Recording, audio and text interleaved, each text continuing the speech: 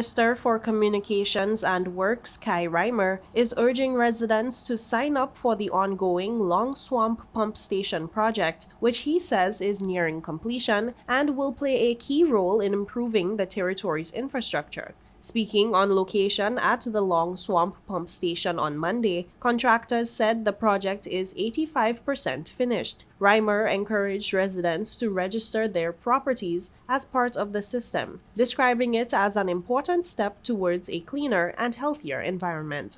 So we're here again to encourage persons to sign up. There will be some details that will be given by from the ministry in terms of how do you connect, the length of time that it will be free for the service, and what the ministry will be responsible for, and that includes getting the connection done, and that responsibility will be done by the Ministry of Communications and Works. And I must say thanks to the Honorable Premier for providing the funds so that we can be able to actually be able for the residents to connect to this Long Swamp sewage station, pump station, and that will be able to take the sewage down to Paraquita Bay. That will be soon commissioned as well, just for residents in the area to be able to flush with confidence. Chief of Infrastructure Dwayne Freitas explained how the sign-up process will work and outlined the next steps once residents are connected. He assured both residents and business operators that they need not worry about costs, as expenses will be covered by the ministry.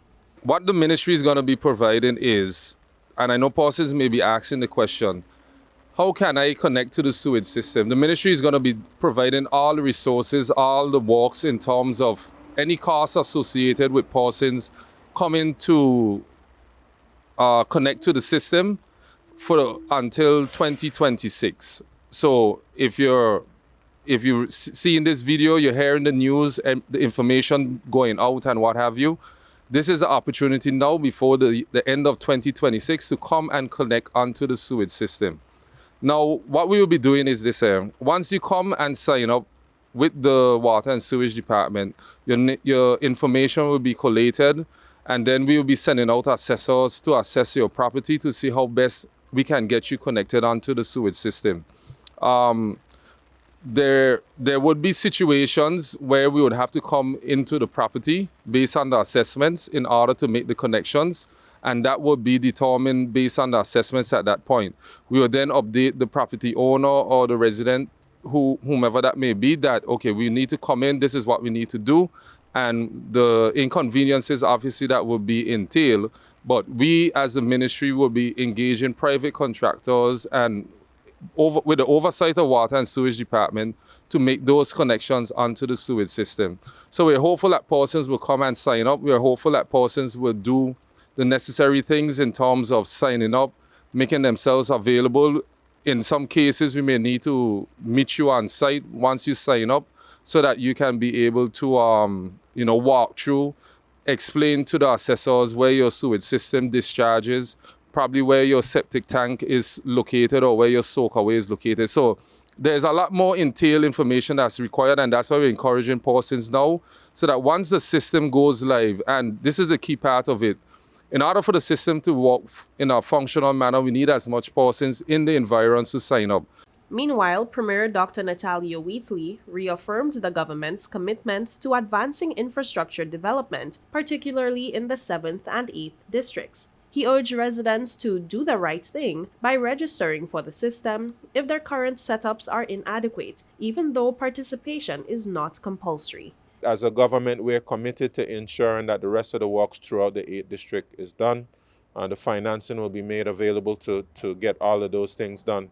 I'll give Honorable Penn and the people of the 8th district my assurance for that. The question was asked whether it's mandatory. It's not mandatory yet. But certainly I would encourage persons to hook up as quickly as possible, because what will not be allowed is for persons' water to be running on the road. That's not going to be allowed. So that's not a matter of choice. So if you don't have adequate provision for your sewage disposal, the best thing to do is to hook up so that we don't have to take it to the next level, because of course we already have provision through environmental health to take persons to court and we don't necessarily have to go down there. Let's just do the responsible thing. Hook into the system if you don't have the adequate provisions for sewage disposal, and let's keep our communities beautiful. Let's keep them clean. Let's keep them healthy.